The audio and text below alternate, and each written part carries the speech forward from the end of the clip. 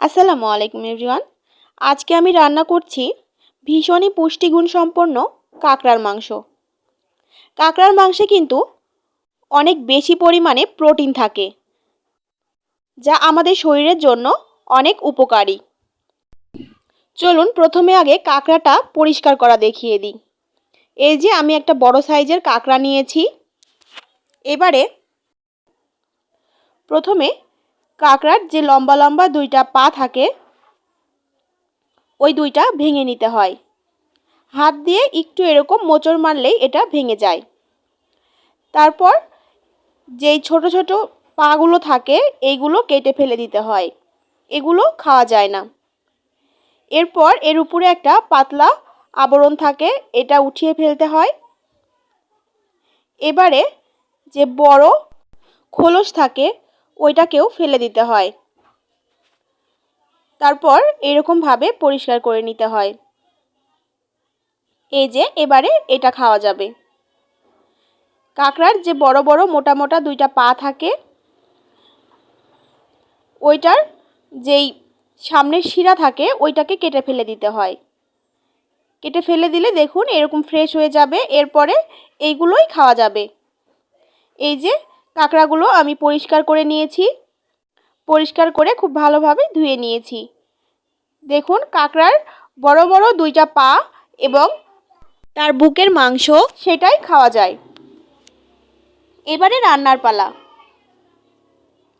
প্রথমে আমি একটি প্যানে পরিমাণ মতো তেল দিয়ে দিলাম।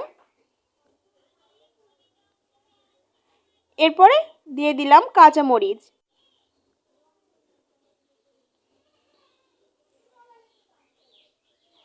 এবারে এই পেঁয়াজ মরিচটা একটু ফ্রাই করে নিয়েছি। তারপরে দিয়ে দিলাম এর মধ্যে কাঁচামরিচ বাটা। তারপরে দিয়ে দিলাম পেঁয়াজ বাটা। তারপরে দিয়ে দিয়েছি আদা রসুন ও জিরা বাটা।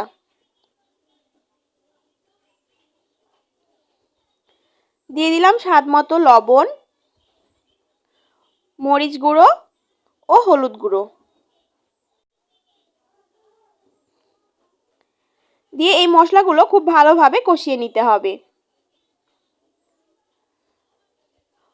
মশলাগুলো কষে আসলে আমি এর মধ্যে এবারে দিয়ে দিলাম গরম মশলা বাটা।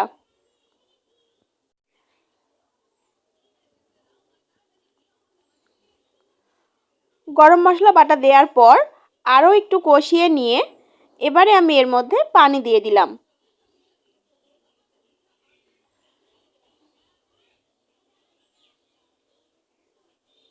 এবারে আমি পরিষ্কার করে রাখা কাঁকড়াগুলো এর মধ্যে দিয়ে দিলাম। এই পানিটা মধ্যে কাঁকড়াটা রান্না হবে, এর বেশি আর পানি দেওয়ার প্রয়োজন নেই। এই পানিটা যখন এক পর্যায়ে দেখবেন শুকিয়ে এসেছে, ওই পর্যায়ে কাঁকড়াটা রান্না হয়ে গেছে। কাঁকড়ার গায়ে কোনো রকম পানি থাকলে কিন্তু এটা খেতে ভালো লাগবে না। ঠিক এরকম ভাজা ভাজা করে রান্না করলে কাঁকড়া খেতে বেশ ভালো লাগে। কাঁকড়াতে আছে অতিমাত্রায় প্রোটিন, যা আমাদের শরীরের রোগ প্রতিরোধ ক্ষমতাকে বৃদ্ধি করে। এছাড়াও কাঁকড়ার মাংস আমাদের হার্ট অ্যাটাক এবং আমাদের হার্ট ব্লক হয়ে যাওয়া থেকে রক্ষা করে। সো দেখুন কতটা লোভনীয় কাঁকড়ার মাংস রান্না হয়ে গেল। ভীষণই পুষ্টিগুণ সম্পন্ন কাঁকড়ার মাংস। আপনারা অবশ্যই এরকমভাবে কাঁকড়া রান্না করে খাবেন। আশা করি সকলের ভালো লাগবে। আজকের মতো বিদায় নিচ্ছি। সকলে ভালো থাকবেন, সুস্থ থাকবেন। দেখা হবে নতুন কোনো রেসিপি নিয়ে। আল্লাহ হাফেজ।